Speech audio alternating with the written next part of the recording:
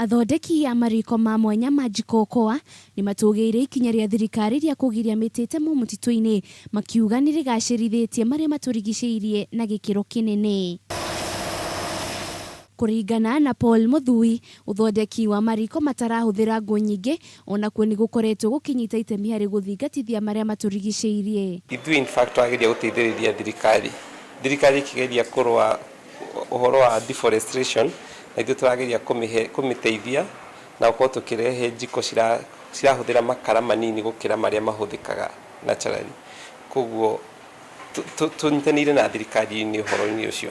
Muthui akiuga kwa ihinda riri ni mahotete kwandika mbeu njuthe ingi wira makiringithania na hau kabere kuona muingi ni uhimbiirie mariko maya na njira nene. Biacara itu ri yarainite na wendi wa thirikari, koguo